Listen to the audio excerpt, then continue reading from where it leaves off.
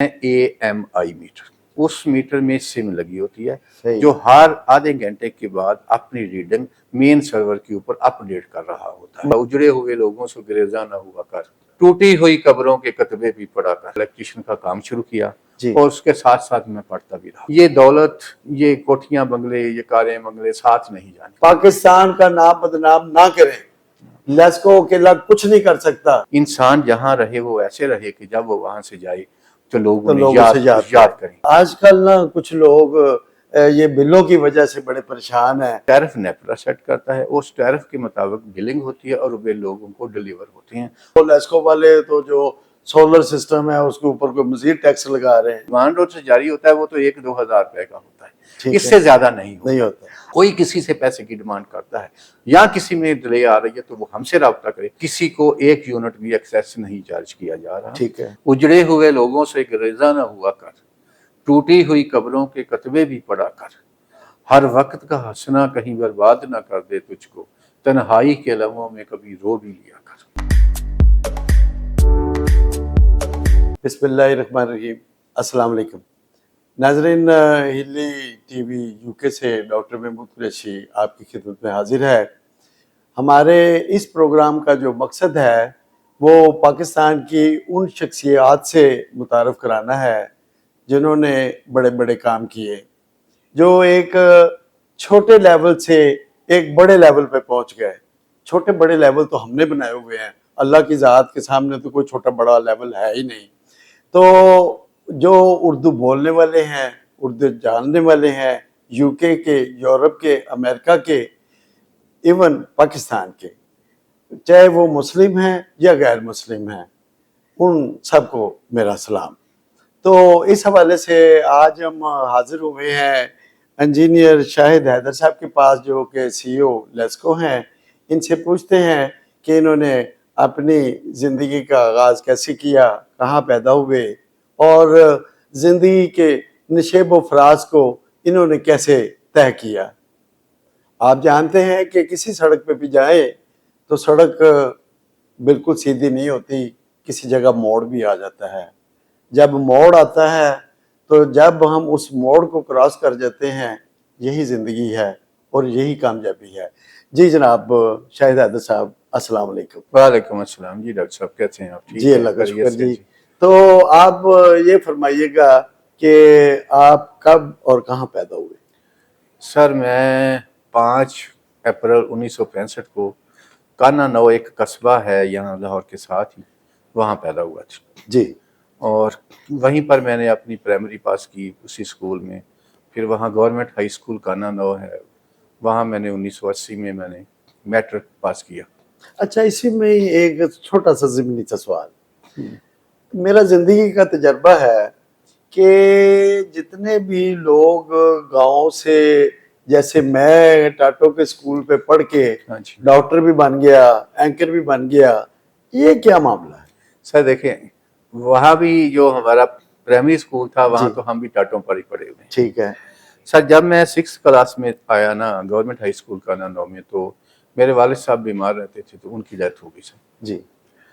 اس وقت صورتحال یہ تھی کہ ہمارے پاس کھانے پینے کے لیے بھی نہیں تھا، کوئی سورس آف انکم نہیں تھی، تھوڑی بہت زمین تھی جس سے ہمیں کچھ اناج وغیرہ آ جاتا تھا، اس سے سروائیو کرتے تھے۔ پھر زندگی گزارنی تھی تو وہاں پھر میں نے ایک الیکٹریشین کی دکان کھولی جی۔ اپنے بھائی کو ساتھ ملایا تو ہم نے پھر وہ الیکٹریشین کا کام شروع کیا اور اس کے ساتھ ساتھ میں پڑھتا بھی رہا۔ اچھا، جب میں نے میٹرک کیا اس کے بعد میں FSC میں چلا گیا تو وہاں یہ سوچا کہ اب جو ہے وہ زیادہ محنت کرنی ہے، تو میرا جو بڑے بھائی ہیں انہوں نے پھر وہ الیکٹریشین کی دکان خود سنبھالی اور پھر وہ سارے کا سارا جو گھر کا اخراجات تھے، لک آفٹر کا، پھر انہوں نے کرنا شروع کر دیا۔ اور میں نے وہاں میں یہ بتاؤں، میں نے دیال سنگھ کالج سے FSC کیا تھا۔ اچھا، کیونکہ اس وقت میرے میٹرک میں نمبر کم آئے تھے، کیونکہ ایک ٹاؤن تھا، مجھے مشکلات بھی بہت تھی، تو یہاں آ کر میں نے 2 سال۔ آپ بہن بھائیوں میں بڑے تھے؟ نہیں، دوسرے نمبر پہ۔ اچھا، دوسرے نمبر۔ بھائی میں دوسرے نمبر پہ ہیں، بہنیں ہم سب سے 2 بڑی ہیں۔ ٹھیک ہے۔ تو اس میں یہاں میں نے بہت محنت کی جی، بہت محنت کی۔ اس کا نتیجہ یہ نکلا کہ اللہ پاک نے مجھے FSC میں بہت اچھے نمبر دیے، جس کے نتیجے میں مجھے NED انجینئرنگ کا یونیورسٹی کراچی میں الیکٹرانکس میں میرا داخلہ جس ہو گیا. کالج کا آپ نام لے رہے ہیں وہاں پر اتنے زیادہ اچھے مارکس لینے یہ تو بڑی باکمال بات ہے. اصل میں نا ہر کوئی مجھے یہ کہتا تھا کہ یار ایک تو آپ رہتے گاؤں میں ہیں, اوپر سے آپ کے میٹرک میں نمبر بھی بہت کم ہے, تو اوپر سے آپ نے دیال سنگھ کالج میں جا کر FSC رکھ لی, یہ تو ہو ہی نہیں سکتا. اچھا. لیکن مجھے تھوڑی سی یہ ہے کہ میں اگینسٹ ایونٹ چلتا ہوں, جدوجہد اسٹرگل کرنے کی مجھ میں وہ طاقت ہے, اللہ پاک نے دی ہوئی ہے. تو میں ان کو جھوٹا ثابت کرنے کے لیے, اور اللہ کے فضل سے میں نے خوب محنت کی, خوب محنت کی میں نے, تو اس سے میرے FSC میں بہت اچھے نمبر آ گئے, جس کے اوپر میرے اساتذہ بھی بہت حیران ہوئے, میرے علاقے کے لوگ بھی بڑے حیران ہوئے کہ یہ کیسے ہو گیا. میرے جو قریبی دوست تھے انہوں نے اس وقت میرے گاؤں کے, انہوں نے میری دعوت بھی کی کہ یار آپ نے تو کمال کر دیا. اچھا. لیکن اس کے نتیجے میں مجھے ایڈمیشن مل گیا. اس وقت میرٹ سسٹم ہوتا تھا, یہ جو چلتے تھے یہ CAT وغیرہ یا یہ نہیں ہوتے تھے. تو میرا ایڈمیشن ہوا الیکٹرانکس میں, اور UET میں نہیں NED کراچی میں, اور اس میں جو پنجاب کا کوٹا تھا اس میں میرا 2nd نمبر تھا میرٹ لسٹ میں. اس وقت بھی بہت اچھا تھا. وہاں بھی الحمدللہ بہت محنت کی ہم نے. اور میں نے کس شعبے میں آپ نے انجینئرنگ کی؟ الیکٹرانکس. اچھا الیکٹرانکس. اور میں نے وہاں بھی محنت کی, اور ہمارا جو رزلٹ آیا انجینئرنگ میں 89% میں نے وہاں بھی گین کیا. زبردست. الحمدللہ بہت اچھا تھا. اس کے بعد میں نے جولائی 1989 میں واپس آیا, تو 2-3 دن بعد ہی مجھے ٹریٹ کارپوریشن آف پاکستان نے اپنا اسسٹنٹ پروڈکشن انجینئر رکھ لیا سر. ٹھیک. تو مجھے یعنی کہ مجھے فارغ نہیں پھرنا پڑا, مجھے امیڈیٹلی روزگار بھی اللہ نے دے دیا. اس کے بعد وابڈا کا ویکنسیز آئیں, میں نے وہاں اپلائی کیا. 1990 میں نے ٹیسٹ دیا, تو ٹیسٹ میں جو پہلے 100 نمبرز انہوں نے رکھے تھے ان میں میرا 72واں نمبر تھا, جس کے بدلے میں انہوں نے مجھے کوئی ٹریننگ نہیں کرائی اور مجھے direct posting they the as a junior engineer, یا جونیئر انجینئر کہہ لیں یا ایز اے STO کہہ لیں. STO. ٹھیک ہے. میں اس وقت میری پوسٹنگ تربیلا ڈیم میں ہوئی تھی. اچھا. جہاں پر میں کوئی 6 مہینے, یعنی پاکستان کا سب سے بڑا ڈیم جو ہے. ٹھیک ہے. مڈ کا اگر دیکھیں تو دنیا میں سب سے بڑا ہے. دنیا. واہ زبردست. یعنی کہ یہ اس کی کوالٹی ہے. تو اس کے بعد میں نے ریکویسٹ کی, میری والدہ تھی وہ بیمار رہتی تھی, اس بیس کے اوپر وابڈا نے میرا آنر مجھے کیا اور مجھے یہاں ڈیزائن ڈسٹریبیوشن میں ایز اے ڈیزائن انجینئر لگایا. 6-7 سال میں نے وہاں پر سرو کیا, اور ماشاءاللہ بڑا اچھا ایکسپیرینس رہا.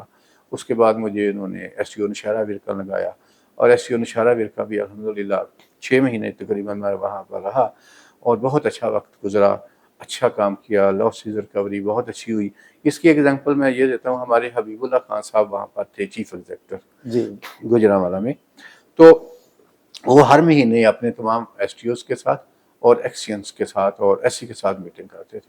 تو میں میٹنگ میں بیٹھا ہوا تھا, تو وہ مجھے دیکھ کر مسکرائے, اور میں حیران ہوا پتہ نہیں کیا بات ہے. تو مجھے انہوں نے کہا کہ یار شاہد آپ مجھے بتائیں کہ آپ نے نشارہ ورکا میں کام کیسے کیا. تو میں نے کہا سر میں نے اپنے طرف سے ایمانداری سے کام کیا ہے, جس کا جو حق بنتا تھا اس کو دینے کی کوشش کی ہے, اور کنٹینیوٹی سپلائی اور ان ساری چیزوں کو انشور کیا ہے. تو انہوں نے مجھے یہ کہا کہ ویری گڈ, شاباش, انسان جہاں رہے وہ ایسے رہے کہ جب وہ وہاں سے جائے تو لوگ انہیں یاد کریں. تو اس کے بعد یہ تو یادیں چلتی رہیں گی. تو پھر شادی کس سن میں ہوئی؟ شادی میری 1994 میں ہوئی.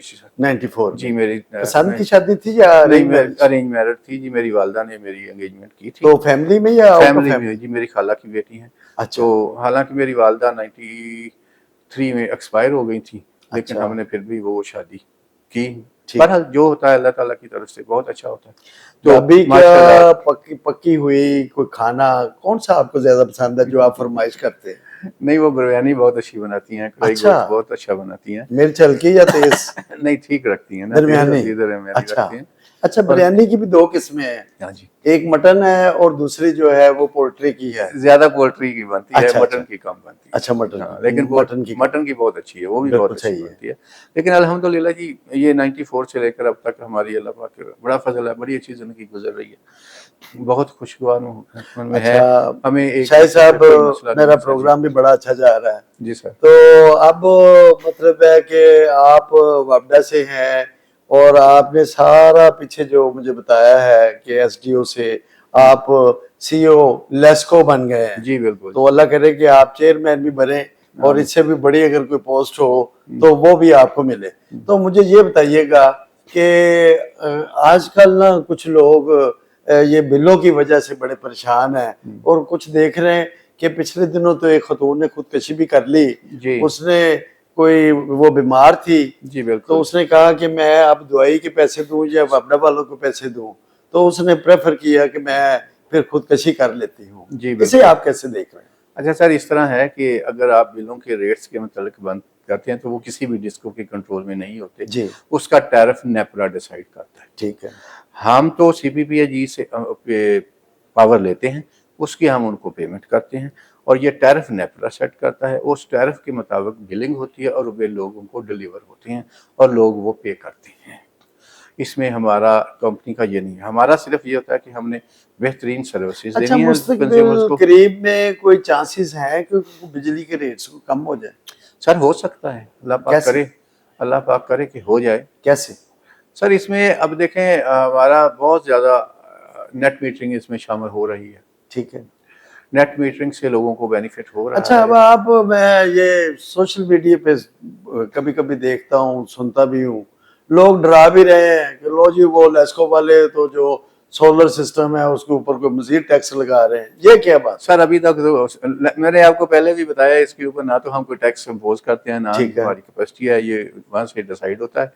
تو ابھی تک تو یہاں ان کے اوپر کوئی ٹیکس ویکس نہیں لگا, نہ ہی کوئی لگ رہا ہے. ابھی تک تو میرے علم میں کوئی نہیں ہے. شاہد صاحب, یہاں ایک سوال ذہن میں آتا ہے کہ جب کوئی سولر سسٹم لگوانا ہو تو پھر آپ کا جو عملہ ہے وہ گرین میٹر کے بڑے پیسے مانگتے ہیں, کوئی 1.5 لاکھ روپیہ کے قریب.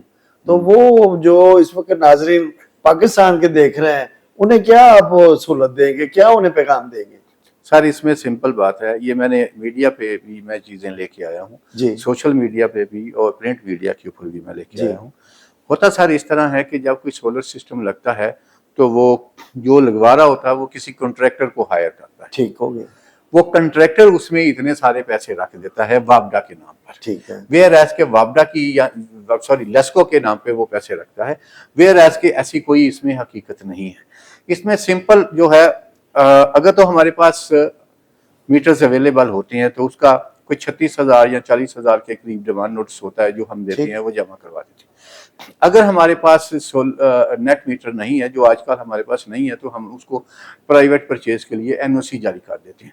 اب این او سی جاری کرتے ہیں تو انہوں نے کسی بھی کمپنی سے وہ 36,000 میں میرا خیال ہے وہ ملتا ہے, وہ لے کے انہوں نے ہمارے آفس میں دینا ہوتا ہے, وہ ہمارے آفس والے پھر ان کو انسٹال کر دیتے ہیں. اب ہماری طرف سے جو ڈیمانڈ نوٹس جاری ہوتا ہے وہ تو 1-2 ہزار روپے کا ہوتا ہے, اس سے زیادہ نہیں ہوتا. اب جو اس میں تھرڈ مین ہے جو میں نے ابھی آپ کو بتایا, وہ کنٹریکٹر جس کو انہوں نے کیا ہوتا ہے, یہ ساری کنڈیشن گیم اس کی ہوتی ہے, ہماری نہیں ہوتی. ہم نے بالکل کلیئر کٹ واضح کیا ہوا ہے تھرو میڈیا کہ بھی اگر کسی کو کوئی پرابلم ہے, کوئی کسی سے پیسے کی ڈیمانڈ کرتا ہے یا کسی میں ڈیلے آ رہی ہے, تو وہ ہم سے رابطہ کرے, ہم فوری طور پر اس کا ازالہ کریں گے. اور ایسا نہیں ہوگا. لو جی ذرا وابڈا سے باہر آ جاتے ہیں, لیسکو سے باہر آ جاتے ہیں. آ جائیں جی. کتنے ماشاءاللہ بچے ہیں آپ کے؟ میرے جناب 3 بچے ہیں جی ماشاءاللہ. 2 میری بیٹیاں ہیں, وہ بڑی ہیں. چھوٹا میرا بیٹا حافظ قرآن ہے ماشاءاللہ. بڑی بیٹی کی میں نے کچھ 4 سال پہلے شادی کر دی ہے ماشاءاللہ. اس کا بیٹا ہے 3 سال کا ماشاءاللہ, اور اس کا خامن جو ہے وہ انجینئر ہے, جوہر ٹاؤن میں وہ رہتے ہیں. تو بیٹا جو آپ کا ہے وہ کون سی کلاس میں ہے؟ سر بیٹے کو تو پہلے میں نے قرآن پاک حفظ کروایا تھا. ماشاءاللہ, وہ تو بہت بڑا کام آپ نے کیا. اچھا, اس کے بعد اس کو پڑھائی کی طرف کھینچ کے لائے. ٹھیک ہے. اب وہ BBA آنر کر رہا ہے یونیورسٹی آف لاہور سے.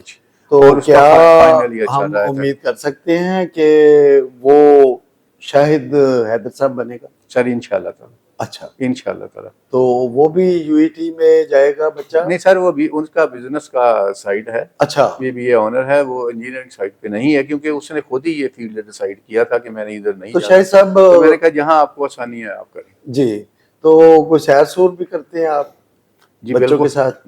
جی بالکل, ہم آج کل ڈیلی شام کو واک کرتے ہیں جی. واہ, کوئی پونا گھنٹہ اس میں میری بیگم میرے ساتھ ہوتی ہیں, ہم دونوں واک کر کے آتے ہیں. جی بالکل. ماشاءاللہ, آپ کی صحت جو ہے اللہ تعالیٰ اس کو اور زیادہ امپروو کرے. تو آپ نے یہ بات تو بتا دی کہ سیر جو ہے یہ بڑی اچھی چیز ہے. بہت اچھی ہے جی. تو بچوں کو کوئی آؤٹ اسٹیشن کوئی پہاڑی مقامات پر ادھر بھی کہیں جاتے ہیں؟ نہیں اتنا خوبصورت پاکستان نہیں، اتنا ٹائم نہیں مل رہا. اچھا ٹائم نہیں ہے.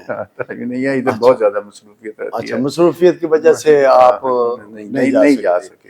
یعنی جاب بڑی یعنی آکوپائیڈ ہے. بہت زیادہ بالکل صحیح ہے. اچھا ایک دیکھتے ہیں جو ہمیں بل وصول ہوتے ہیں تو اس میں نا میں دیکھتا ہوں، میرا ذاتی تجربہ بھی ہے کہ ریڈنگ کچھ ہوتی ہے تو وہ جو میٹر کی تصویر ہے اس کو ذرا ہلا دیتے ہیں تو وہ پیسے زیادہ ڈال دیتے ہیں. اس کے لیے بھی کچھ کر رہے ہیں؟ سر اس کے لیے ہم نے بڑی سختی کی ہے جی. یہ پہلے اوور بلنگ رہی ہے، لیکن اپریل 2024 سے کسی کو 1 یونٹ بھی ایکسیس نہیں چارج کیا جا رہا. ٹھیک ہے. بالکل سنیپ ٹو سنیپ وہ ریڈنگ چلتی ہے، اس میں کوئی اوور بلنگ نہیں ہے. ہم نے کلیئر کٹ نیچے انسٹرکشنز دی ہوئی ہیں، اگر کسی نے کسی کو 1 یونٹ بھی زیادہ ڈالا تو ہم اس کو سروس میں نہیں رہنے دیں گے. بالکل ٹھیک. ہم اس کو نوکری سے نکال دیں گے. بالکل ٹھیک. اوور بلنگ کے سلسلے میں میں نے اپنے ہائر آفیسرز کے اوپر ایکشن بھی لیا ہے. ایک ایس سی کو ایکسین بنایا ہے، ایک ایکسین کو ایس ٹی او بنایا ہے، اور 3-4-5 ایس ٹی او بھی ہم نے نوکری سے نکالے ہیں. بالکل صحیح. اس وقت الحمدللہ میں یہ دعوے کے ساتھ کہہ سکتا ہوں کہ ہمارے ہاں اس طرح کی کوئی چیز نہیں پائی جا رہی. بالکل سنیپ ٹو سنیپ ریڈنگ ٹھیک ہے. جی جی جی. کوئی اوور بلنگ نہیں ہے. جی جی. پھر بھی اگر آپ کی اس کے واسطے اگر کسی کو کوئی شکایت ہے وہ ڈائریکٹلی ہماری ہائر مینجمنٹ کے ساتھ کنٹیکٹ کر سکتا ہے. امیڈیٹلی ازالہ بھی ہوگا اور اس بندے کو پنش بھی کریں گے جس نے یہ کیا ہوا ہوگا. تو جو اس وقت خاص طور پر پاکستانی ہمارا یہ چینل دیکھ رہے ہیں تو انہیں اگر بل زیادہ آ جاتا ہے تو اس کی کوئی قسطیں بھی ہو جاتی ہیں؟ سر دیکھیں ایریئر کی قسطیں تو ہم کرتے ہیں، لیکن جو کرنٹ بل ہوتا ہے اس کی 1 سال میں 1 دفعہ ہی قسط کی اجازت ہوتی ہے. اچھا ہر ماہ نہیں ہو سکتی؟ نہیں ہو سکتی. تو وہ اس کے مطابق ہم ایز پر جو ہمارے رولز ہیں، نیپرا رولز ہیں، ان کے مطابق ہم فالو کرتے ہیں. اچھا شاہد صاحب سنتے ہیں کہ کوئی نیا میٹر انٹروڈیوس کروایا ہے پرٹیکولرلی اسلام آباد میں، تو وہ میٹر کیا ہے؟ اور نمبر 2 گرین میٹر کی جگہ بھی کوئی میٹر آ رہا ہے؟ جی سر میں اس کو آپ کو تھوڑا سا بتا دوں گی. یہ اسلام آباد میں نہیں، لیسکو میں بھی انٹروڈیوس کرایا جی. اور ہم نے یہاں پر کوئی more than 50,000 میٹر انسٹال کیے ہیں. ٹھیک ہے. اس کو کہتے ہیں AMI میٹر.